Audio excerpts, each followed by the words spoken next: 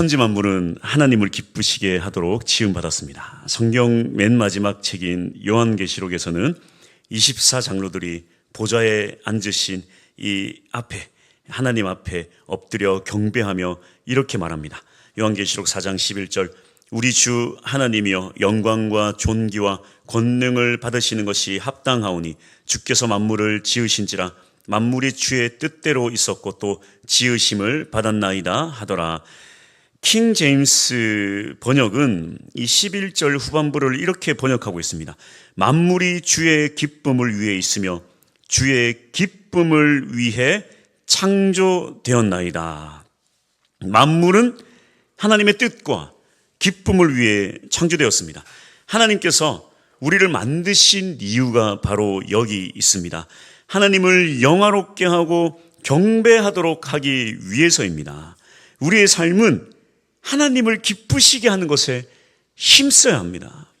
다른 모든 피조물들도 마찬가지예요. 이 시편의 고백을 한번 들어봅시다. 시편 19편 1절입니다.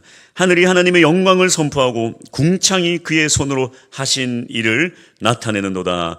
피조물들의 창조의 목적은 분명합니다. 바로 하나님의 영광을 선포하고 하나님의 손으로 하신 일을 나타내는 것입니다.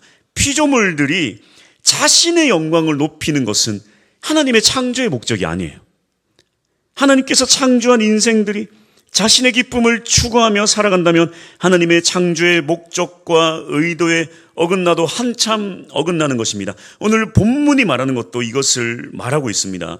하나님이 만물을 창조한 흔적은 너무나도 확실하고 명확합니다. 그래서 하나님을 모르는 자들도 자신의 양심이나 자연을 통해 이건 분명 누군가 창조주가 있다, 그렇게 하나님을 알도록 분명하게 계시했다라는 것입니다. 로마서 1장 20절, 창세로부터 그의 보이지 아니하는 것들 곧 그의 영원하신 능력과 신성이 그가 만드신 만물에 분명히 보여 알려졌나니 그러므로 그들이 핑계하지 못할지니라.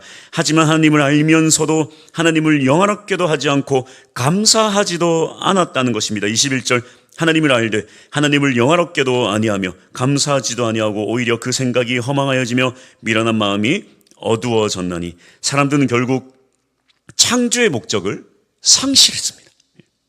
하나님을 영화롭게 하기 위해 창조되었지만 오히려 생각이 허망해지고 마음이 어두워져서 자신의 욕심대로 살아가게 되었습니다. 그래서 모든 시대마다, 지금 이 시대도 마찬가지예요. 그리스도인들이 특별한 이유가 바로 여기 있습니다. 세상 사람들이 보기에 특별해요. 뭐 좋은 의미일 수도 있고 안 좋은 의미일 수도 있습니다. 세상 사람들 보기에 이 하나님을 영화롭게도 하지 않고 감사하지도 않은 세상 가운데 저들을 보니까 하나님을 영화롭게 하고 하나님께 감사하며 살아가고 있는 것입니다. 세상 속에서 세상과는 전혀 다른 삶을 살아가는 것입니다. 이게 바로 구별된 그리스도인의 결정적인 모습이에요. 이것이 바로 성도입니다. 성도의 가장 중요한 삶의 목적은 바로 하나님을 기쁘게 하는 삶을 살아가는 것입니다. 먹든지 마시든지 무엇을 하든지 하나님의 영광을 위해 살아가는 자들이 바로 그리스도인들입니다. 그래서 예수님께서도 우리에게 먼저 본을 보이셨어요. 요한복음 8장 29절, 나를 보내신 이가 나와 함께 하시도다. 나는 항상 그가 기뻐하시는 일을 행함으로 나를 혼자 두지 아니하셨느니라. 예수님도 이 땅에 오셔서 무엇을 하셨습니까? 항상 하나님을 기쁘게 하는 것에 목적을 두고 살아가셨습니다. 그러니 예수님을 따르는 우리들도 마찬가지예요. 마땅히 모든 일에서 하나님을 기쁘시게 하는 삶을 살아야 합니다. 그리스도인 중에 누구도 예외일 수가 없어요. 그래서 바울도 그렇게 살았습니다. 갈라디아서에서 자신의 사역의 목적을 분명히 말하고 있습니다. 갈라디아서 1장 10절, 이제 내가 사람들에게 좋게 하랴, 하나님께 좋게 하랴, 사람들에게 기쁨을 구하랴. 내가 지금까지 사람들의 기쁨을 구하였다면 그리스도의 종이 아니니라. 바울은 분명하게 말합니다.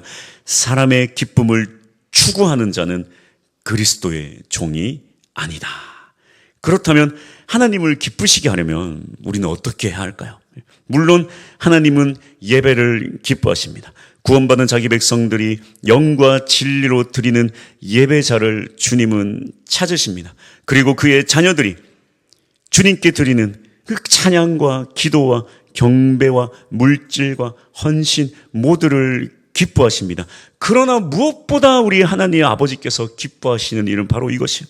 한 영혼이, 그의 자녀가 아버지께, 우리 하나님께 돌아오는 것입니다. 한 영혼이 죽게 돌아오면 천국에서 잔치가 열립니다. 누가복음 15장 7절, 내가 너희에게 이르노니 이와 같이 죄인 한 사람이 회개하면 하늘에서는 회개할 것 없는 의인 99으로 말미암아 기뻐하는 것보다 더하리라. 특히 이어지는 탕자의 비유를 통해 우리는 더욱 생생하게 이 하나님 아버지의 마음을 알 수 있습니다. 아버지가 싫어서 떠난 아들이지만 아버지의 간절함은 무엇입니까? 그 아들이 돌아오는 것입니다.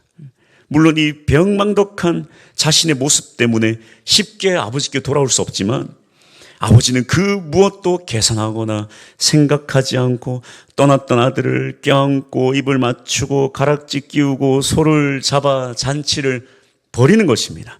우리의 역할은 무엇인가? 아버지께 돌아오기 어려워하는 그런 영혼들을 당연하게도 연결시켜주고 돌아오게 하는 것이 우리 이 제사장의 직분, 역할이라는 것입니다. 하나님과 아들의 이 서먹한 사이를 풀어주는 것이 제사장의 역할이에요. 그러나 예수님이 겨냥하는 이 바리새인들과 서기관들의 문제가 무엇입니까? 이 떠난 탕자들을 아버지와 화해시키고 연결시키는데 전혀 관심이 없을 뿐만 아니라 오히려 싫어하고 역정을 내고 있는 것입니다. 결국 아버지의 이 섭섭한 마음은 어떤 마음입니까? 누가복음 15장 32절, 이내 동생은 죽었다가 살아났으면 내가 잃었다가 얻었기로 우리가 즐거워하고 기뻐하는 것이 마땅하다. 이것이 바로 한 영혼이 죽게 돌아오는 것에 대한 하나님의 심정입니다. 그래서 예수님의 핏값으로 이 땅에 세운 교회는 이 일을 위해 이 땅에 세워졌고 성도 또한 이 일을 위해 힘써 달려가야 합니다. 건강한 교회는 어떤 교회인가? 재정이 투명하거나 사회봉사에 힘써 헌신하는 그런 교회가 아니에요. 물론 이러한 일도 필요하지만 결정적으로는 이 모든 것이 복음이라는 목적이 없다면 아무리 좋아 보이는 일을 하고 아무리 겉으로 훌륭해 보여도 의미 없는 일이 됩니다. 그건 사회의 기관들이 더 잘해요. 교회는 반드시 이 목적을 잊어서는 안 됩니다. 세상 사람들에게 잘 보이기 위해 복음을 포기한다면 교회의 존재의 의미는 사라지는 것입니다. 세상은 죽었다 깨어나도 본인 스스로 하나님을 깨닫고 스스로 예배자가 될 수 없습니다. 그런 경우가 아예 없는 건 아니지만 이 세상은 사탄 마귀가 주관하고 있기에 스스로 깨닫는 일은 극히 드물어요. 2000년 역사 가운데 스스로 바울처럼 직접적으로 주님께서 바로 오셔서 그렇게 깨닫는 경우가요, 극히 드뭅니다. 반드시 누군가는 전해줘야 되고 누군가는 먼저 믿은 자가 알려줘야 돼요. 고린도전서 1장 21절, 하나님의 지혜에 있어서는 이 세상이 자기 지혜로 하나님을 알지 못하므로 하나님께서 전도에 미련한 것으로 믿는 자들을 구원하시기를 기뻐하셨도다. 그래서 때를 얻든지 못 얻든지 길을 막든 열든 상관없어요. 우리는 예수 그리스도의 십자가 생명의 복음을 들려줘야 합니다. 물론 당장의 복음의 결과가 대단한 복음의 결과가 나타났으면 좋겠지만 그렇지 않아도 괜찮아요. 괜찮습니다. 이번 전도 축제 때 예를 들어 사람이 왔어요. 복음을 들었습니다. 근데 그 누구도 그 복음에 대해서 깨달은 게 없고 그냥 돌아간다 할지라도 괜찮습니다. 괜찮아요. 언젠가 스스로 이 사탄 마귀에게 묶인 인생이다라는 걸 발견하게 되면 그때 들었던 그 복음이 다시 귀에 맴돌게 되는 그런 기적들이 일어난다니까요.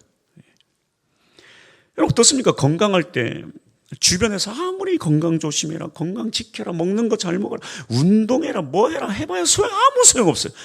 우리 부모님들 보세요. 자녀들 보고 아이고 얘야 건강 때문에 이렇게 뭐라고 저렇게 자녀들, 젊은 사람들 귀떡으로도 안 듣습니다.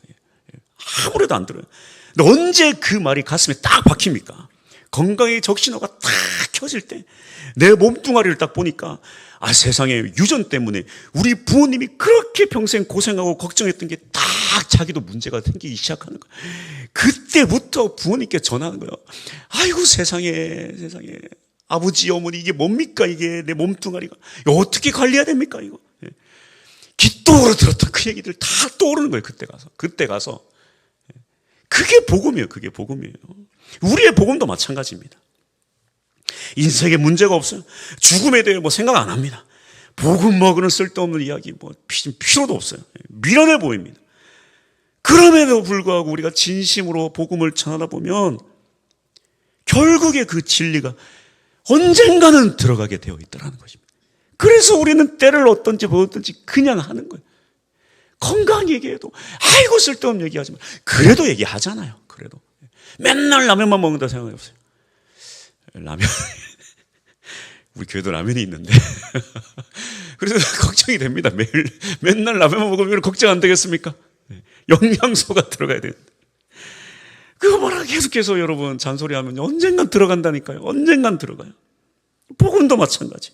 그렇게 한 영혼이 돌아오면요 하나님 그렇게 기뻐하시며 춤을 주십니다. 구체적으로 어떻게 해야 될까요? 첫 번째 한번 다 같이 한번 읽어볼까요? 자, 시작.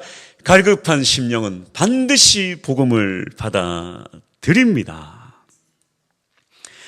문제는 뭐냐면 이 갈급한 것에 대해서 우리의 눈으로는 결코 확인할 수 없다는 거예요. 무슨 말이냐면 여러분 우리가 전도지 나누는 이런 전도를 하다 보면 여러분 다 경험해 보셨을 거예요. 어떤 사람은 막 당장이라도 교회 나올 것처럼 막 웃으면서 어머 하면서 받는 사람이 있는가 하면 누군가는 나한테 주면 가만두지 않겠다. 아주 막 눈빛으로 막 레이저 쏘면서 무섭게 인상 쓰는 사람들도 있습니다. 그렇잖아요. 그렇죠? 근데 여러분 근데 과연 누가 정말 갈급할까요? 몰라요. 우린 모른다니까요. 우린 몰라요. 친절히 웃으며 받는 사람이 간절할 수도 있고 아닐 수도 있어요. 그리고 정말 사납게 그거 나한테 주기만 해봐. 그거 나한테 주기만 해봐. 막 주면 싫어하는 사람도요. 갈급하지 않을 수도 있지만 정말 벼랑 끝에 몰려 있어서 복음이 진짜 간절한 사람일 수도 있다라는 것입니다. 우린 몰라요. 우린 모릅니다. 여러분 하나님의 형벌 중에 가장 무서운 벌이 뭐냐면 바로 유기입니다. 유기. 로마서 1장 24절. 그러므로 하나님께서 그들을 마음의 정욕대로 더러움에 내버려 두사 그들의 몸을 서로 욕되게 하게 하셨으니 여기 이 내버려 두다가 바로 유기의 형벌입니다. 복음을 싫어하는 사람들은 하나같이 뭐라고 하냐면 날 좀 가만 내버려 두라고요. 내버려 두라고 나를. 자신이 유기되었는지 몰라요. 그럴 때는 아무리 복음을 얘기하고 죽음과 영생 이야기해도 소용없어요. 먹히지 않습니다. 그러나 자신이 유기되었다는 사실을 깨닫게 된다면 반드시 복음을 찾을 수밖에 없습니다. 왜 그렇습니까? 살아야 되니까. 여러분 가끔 떠도는 그런 영상 중에 여러분도 한 번씩은 보셨는지도 모르겠어요. 제가 참 가슴 아파서 잘 보지 못하는 그런 영상이 있어요. 그게 뭐냐면 막 누군가가 이제 이상하다 싶어서 촬영을 했거나 블랙박스에 찍힌 영상인데 이렇게 차가 이렇게 낯선 곳에 와서는 강아지를 이렇게 탁 버려두고 가는 그런 영상 이렇게 보셨을지 모르겠어요. 그럼 막 강아지는 막 죽자고 살자고 그 차를 막 쫓아가. 그 차는 막 가버려. 그 강아지는 막 쫓아가. 개를 유기하는 그런 장면이죠. 막 강아지가 막 쫓아가 차가 푹 가버려. 이 차를 놓친 강아지가 어디 갈 줄 몰라가지고 두리번 그런 모습 보면 저는 막 속이 쓰려가지고 막 못 보겠어요. 유기란 게 이렇게 무서운 형벌입니다, 여러분. 유기란 게 이렇게 무서운 형벌이라니까요. 그 강아지가 어떻게 살겠어요? 평생 자기가 사람인 줄 알고 가족인 줄 알고 지냈는데 유기라는 형벌이 바로 이 차밖에 버려진 강아지와 같은 형국이라는 거예요. 다만 차이가 있다면 하나님의 이 자동차 문은 하나님이 버리신 게 아니에요. 항상 열려 있다는 거예요. 하나님의 자동차 문은. 문제는 자기가 버려진 줄도 모르고 완전 정신없이 정처없이 자기가 자기 발로 나간 거예요. 타라고 소리쳐도 타지도 않아요. 나가버렸어. 자기 인생 자기가 살 수 있겠다 생각하고. 우리가 해야 될 역할은 뭡니까? 저기 주인의 차가 있으니까 빨리 가자. 인도하는 거예요. 우리가 할 일은 이거예요. 인도까지만 하면 돼요. 지금은 거부할지라도 많은 사람의 경우 우리가 진심으로 복음을 전하다 보면 언젠가는 자신이 정처 없이 떠도는 인생이란 것을 깨닫게 된다면 돌아간다라는 것입니다. 물론 영원히 깨닫지 못하는 그런 인생들도 있습니다만, 하지만 대다수의 깨닫는 사람들에게는 정말이지 이 생명의 복음이 진실로 필요한 것입니다. 지금은 배척하고 싫어하고 미워해도 결국에 이 진리가 그 인생을 반드시 살릴 수 있다는 것입니다. 그래서 우리는 때를 얻든지 못 얻든지 복음을 전해야 합니다. 받아들이는 자가 갈급한지 안 한지는 우린 몰라요. 우린 모릅니다. 지금 당장에 욕하고 소리 지르고 하는 그 사람이 제일 갈급한지 우린 모릅니다. 우리는 전하는 것이고 갈급한 자에게는 성령의 인도하심이 있을 것입니다. 그래서 이번 행축 태신자 작정에 참여한 우리 성도는 몇 분입니까? 41분의 성도님이고 작정한 태신자는 288명입니다. 마지막까지 기도합시다. 누가 될지 몰라요. 어떤 사람은 주변에 관계 전도를 할 때 누군가는 각계 하는 사람이 있었고 누군가 에이 나한테 그런 소리 하지 마라. 모른다니까요. 진짜 직접 이곳에 오는 사람은 각계 하는 사람이 못 올 수 있고요. 에이 나한테 그런 소리 하는 사람 오지 그런 소리 하지 마 하는 그 사람이 올 수 있지. 우리 몰라요. 우리 모릅니다. 그래서 그냥 전하는 거예요. 그냥 전하는 겁니다. 우리 몰라요. 할렐루야. 두 번째, 다 같이 읽어봅시다. 시작. 힘써 기도하라. 지금껏 우리는 이 행복 매뉴얼을 따라 행축을 진행했습니다. 이러한 한 주 한 주의 미션에 따라 태신자를 섬기고 사랑을 우리는 쏟아야 합니다. 친구가 되어주고 이야기 들어주고 섬기고 베풀고 대접해야 합니다. 그러나 무엇보다 중요한 것은 바로 기도입니다. 이 영혼의 결실은 이 한 주간 기도에서 결판납니다. 내일부터 시작되는 이 특세는 우리의 이 영적 전쟁의 흐름을 판가름하는 아주 중요한 이 전세가 될 것입니다. 불신자들의 영적 배경을 이해한다면 우리는 기도를 멈출 수 없어요. 고린도후서 4장 4절 그 중에 이 세상의 신이 믿지 아니하는 자들의 마음을 혼미하게 하여 그리스도의 영광의 복음의 광채가 비치지 못하게 함이니, 이 세상의 공중권세 잡은 자가 마음을 혼미하게 해서 예수 그리스도의 영광의 복음의 광채를 비치지 못하게 한다는 거예요. 그래서 태신자를 작정하고 태신자를 향한 간절의 마음이 있으면 기도를 하게 되지만, 그렇지 않다면 특사나 이런 것들 막 피곤으로 몰려와요. 이런 거 왜 해야 되나 굳이.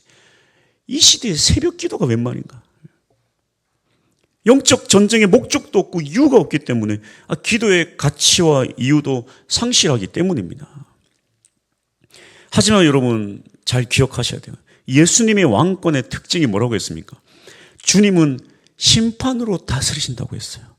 당장에 막 칼을 휘둘고 하시는 게 아니라 이후에 심판으로 역사하신다는 거예요. 당장엔 알 수 없지만 결국에 주를 따르는 자들에게는 승리의 영광을 주시고 주를 배반하는 자들에게는 부끄러움과 고통을 주신다고 했습니다. 당장에는 알 수 없는 게 예수님의 왕권의 특징이에요. 기도도 마찬가지입니다. 결국에 기도한 사람은 승리를 주시지만, 그래서 이러한 기도를 맛본 사람만이 기도를 멈추지 않아요. 기도한다고 당장 무슨 일이 일어나는 게 아니거든요. 근데 알아요.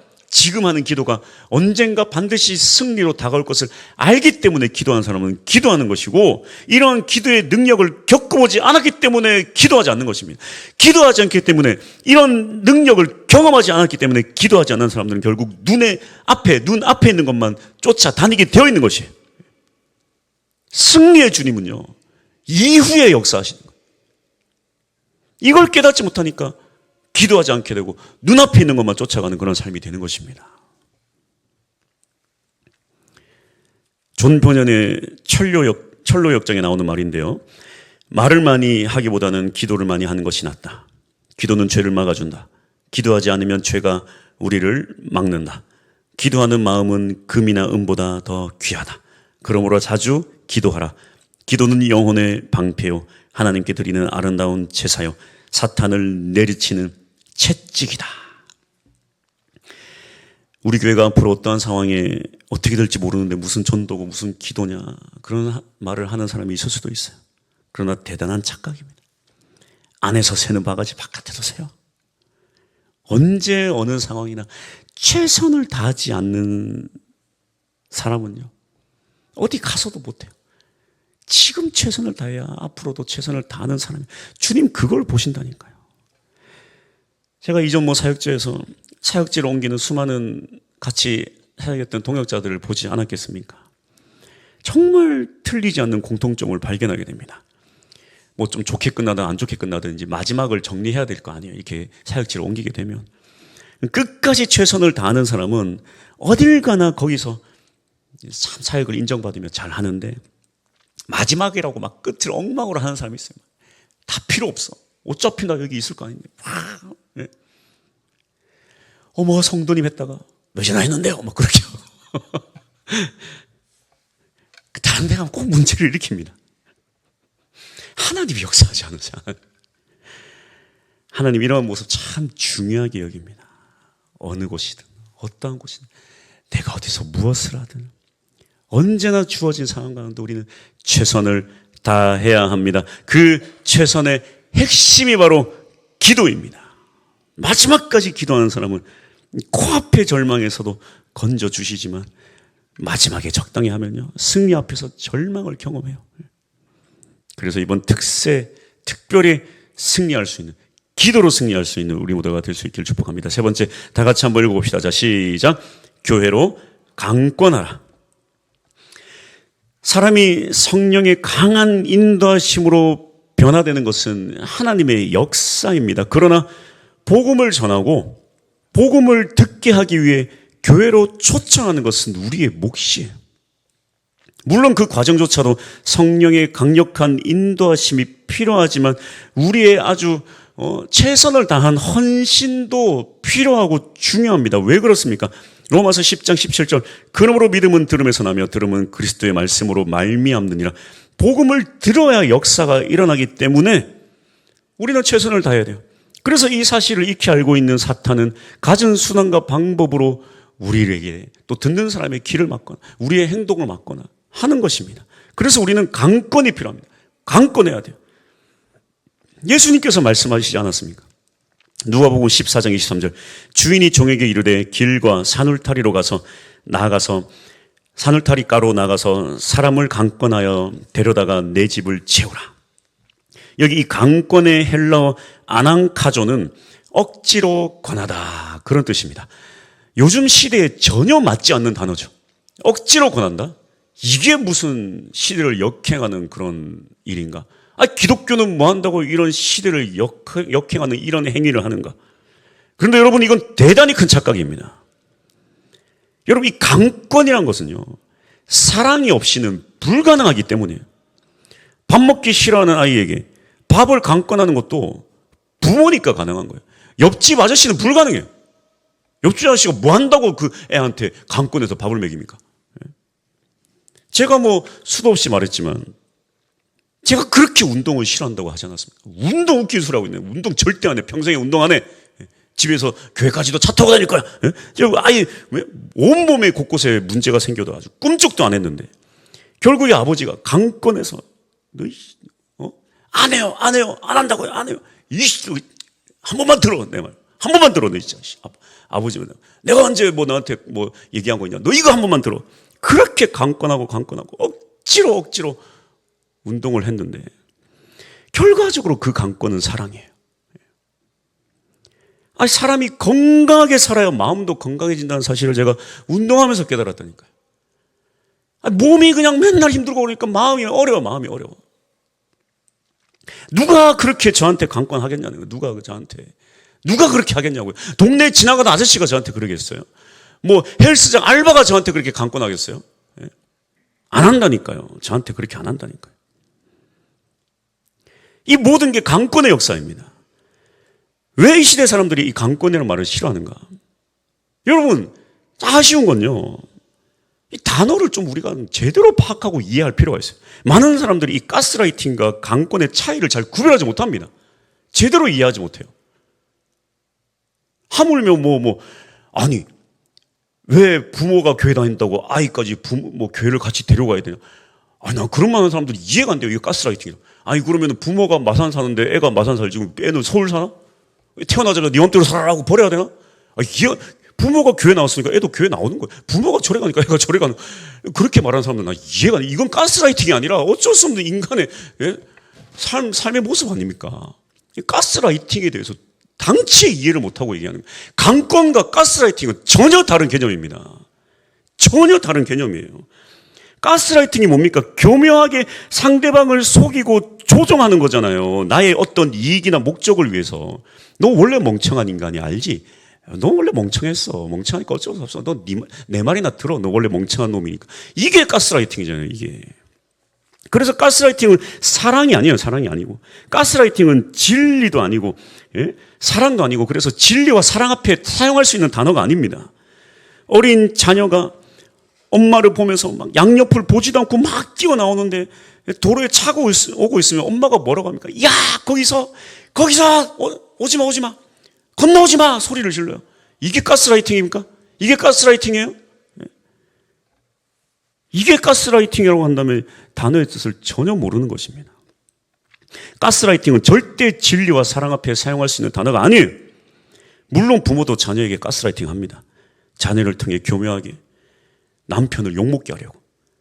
야, 아빠 원래 그래. 알잖아. 아빠 원래 나쁜 인간이야. 이건 가스라이팅입니다. 이건 가스라이팅. 강권은 사랑입니다. 강권은 진리를 모르는 사람에게, 사랑을 모르는 사람에게 강하게 그 사랑과 진리를 어필하는 거예요. 그래서 강권을 권유받는 사람은 사실 그래요. 이게 강권인지 가스라이팅인지 헷갈릴 수도 있어요. 그러나 강권하는 그 사람이 진실되고 그 사랑이 진실하다면 우리가 전하는 이 강권은 사랑이 되고 진리가 되는 것입니다. 하루만이라도 나와라. 밥 한 끼 먹고 선물 받아가. 그건 가스라이팅이 아니에요. 그건 강권이에요. 할렐루야. 여기까지가 우리가 해야 할 일입니다. 여기까지가. 하나님을 기쁘시게 하는 삶을 삽시다. 이러한 삶을 살 때 주어지는 행복이 무엇일까요? 하나님이 기뻐하시면 원수도 돌아옵니다. 잠언 16장 7절. 사람의 행위가 여호와를 기쁘시게 하면 그 사람의 원수라도 그와 더불어 화목하게 하시느니라. 복음을 전하면 전하는 자가 누리는 축복도 큽니다. 마태복음 6장 33절. 그런즉 너희는 먼저 그의 나라와 그의 의를 구하라. 그리하면 이 모든 것을 너희에게 더하시리라. 그래서 전도하는 교회가 복을 받아요. 그리고 각각 또 성도들이 전도를 하니까 그 교회의 성도들이 복을 받아요. 그 가정이 복을 받아요. 그리고 가장 중요한 사실은 사실 전도를 하면 그 무엇보다 내가 더 성령 충만해집니다. 감리교회 창시자 웨슬리는 자신이 참으로 믿음이 약한 것에 대해 고민을 했는데 그 고민을 들은 밀러 목사는 웨슬리에게 이렇게 말했습니다. 믿음이 없으면 믿음을 얻기 위해 전도하고 믿음이 있으면 있는 믿음으로 전도하라. 마지막까지 이 사명을 감당할 수 있는 우리 모두가 됩시다. 할렐루야. 찬양합시다.